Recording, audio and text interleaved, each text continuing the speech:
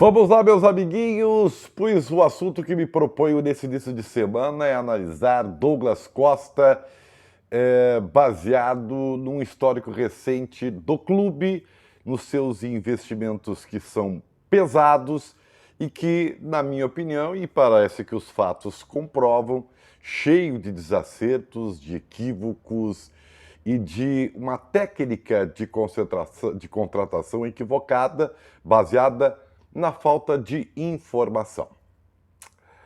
Ou, às vezes, no manuseio errado dessa mesma informação. Onde é que eu quero chegar com as palavras difíceis? Eu usei na thumb aí o mesmo erro, né? Comparando Tardelli com Douglas Costa.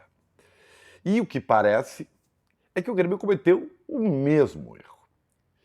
E por que o mesmo erro? Lembra quando o Tardelli chegou, custando uma fortuna vindo do futebol chinês? Mais de 1 milhão por mês. E aí eu não estou aqui comensurando ou medindo o quanto vale, porque cada um sabe o que vale, né? E se alguém paga, tá tudo bem. É assim a coisa. O problema é que quando o Tardelli foi contratado, baseado numa conversa, num bruxismo de Renato Portaluppi, e a direção que terceirizava tudo para Renato ficou omissa e se percebeu que Tardelli, quando chegou aqui de volta ao Brasil, tinha outras prioridades na vida. E aí eu não estou também julgando, porque cada um tem a sua prioridade. Eu estou julgando o custo-benefício para o Grêmio. Tardelli, já milionário, chega aqui e está preocupado com seus investimentos de hotelaria em Santa Catarina, e outras coisas, e dentro de campo não pareceu comprometido, envolvido e muito menos competitivo. Resultado, não deu certo. Não deu certo e o Grêmio, sim, teve que amargar um custo altíssimo de rescisão de contrato, embora, né, a leitura que o clube fez foi que economizou X por rescindir o contrato. Não é bem assim. Aí chega Douglas Costa, gremista, ídolo, né? Jogador que teve sucesso internacional por Juventus, por Bayern de Munique, depois da sua passagem pelo Shakhtar. Um cara ideal para conduzir o Grêmio, né? Mas aí me parece, e aí é a minha leitura, que o Grêmio teve um festival de equívocos na sua contratação. A primeira é achar que ele poderia ser líder. O Douglas Costa nunca foi líder de nada, ele sempre foi um coadjuvante de grupo, excelente jogador, e por onde passou foi assim. Né? Ele nunca foi o protagonista do time, ele foi sempre uma grande peça, né, harmoniosa dentro de um futebol coletivo. Perfeito? Em segundo lugar, e aí é o mais importante, qual foi a prioridade do Douglas Costa quando veio para o Grêmio? Foi ganhar títulos? Foi conduzir o Grêmio a outras conquistas? Não pareceu isso. E analisando, eu não sou psicólogo, mas também não é muito difícil de observar isso aí, né? Douglas Costa volta para o Brasil depois de problemas para jogar, porque está, depois dos 30 anos, embora jovem ainda, com sucessivas lesões. Volta para o Brasil, tem vida nova, saudade da família e resolve voltar para o clube do seu coração. Mas esse amor custou caro, né? Aliás, eu sempre digo que o amor custa muito caro. Para o clube, para o Grêmio, para a realidade do Grêmio, muito caro. E quando o Douglas Costa chega aqui, é óbvio que eu não posso desconsiderar que o clube já estava desarrumado, que o vestiário já estava desarrumado, e quando sai Renato, então piora a situação. Ela degringola. Mas Douglas Costa voltou, e aí a minha leitura, repito de novo, para aproveitar a vida, entre aspas. Merecidamente, com o dinheiro que ganhou na Europa, com os títulos que ganhou na Europa, volta para casa para quê? Para usufruir, né, de tudo que conquistou. E isso aí, gente, é muito fácil, converse com qualquer empresário aí, de ser diagnosticado. É a famosa entrevista de emprego que você já deve ter feito algumas vezes, né? Só que é mais difícil essa entrevista, porque quando você fala de futebol, você tem aquela idolatria, né? Você enxerga o jogador como um ídolo. Né? é difícil. A técnica para perceber o nível de competitividade do jogador, ela é complicada, mas ela existe e estão aí os profissionais para fazer esse tipo de trabalho. Se não me engano, Douglas Costa, quando é contratado, o vice de futebol na época, Marcos Herrmann, vai até a mansão do jogador. Olha, claramente, para um técnico nesse tipo de situação, observa que já está errado por aí, né?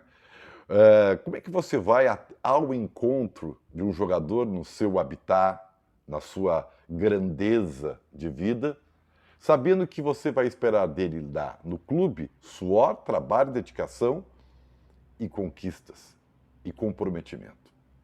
Me parece equivocado, mas vá lá, tudo bem. Mas aí faltou perceber o Grêmio que o Douglas Costa, como falei, estava com a cabeça em outras prioridades na vida. E não está errado. Quem está equivocado é o Grêmio. As pessoas ficam bravas. Ah, mas olha o Douglas Costa indo na festa, não sei o quê. Olha o Douglas Costa agora viajando para as Maldivas, é bonito lugar mesmo, né? Olha ele aproveitando a vida enquanto o torcedor sofre aqui e tal. Gente, ele tem o direito de fazer, é a vida dele.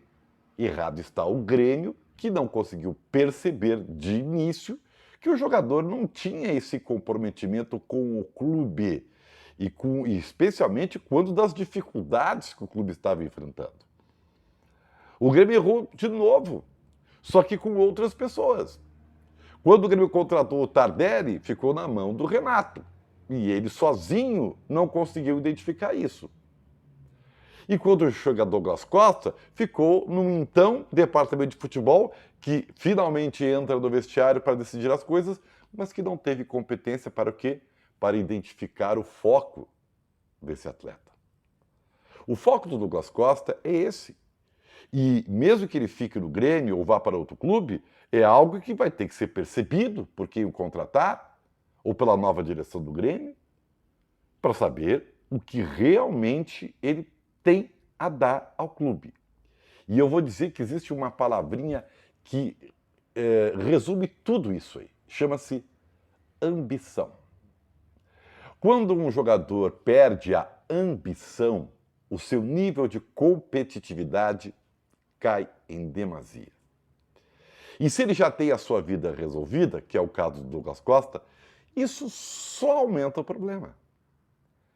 Então, eu particularmente, não condeno o Douglas Costa. Ele fez o que ele queria e pode fazer. O que nós podemos observar é que talvez se esperasse dele e ele não correspondeu. Ele decepcionou. Mas isso estava num pacote que foi gerido por quem o contratou. Então, o culpado do Douglas Costa não ter dado certo no Grêmio, pelo menos nessa temporada que passa, é exclusivamente da direção, que não conseguiu ter a competência de perceber que estava ali um grande jogador, com passagens e histórico de lesões, mas que não tinha o comprometimento necessário para ambicionar algo maior na sua carreira e, consequentemente, para o clube. Isto, gente, que eu estou dizendo é o que me parece. É a leitura que eu faço de todos os fatos que aconteceram e que ainda acontecem.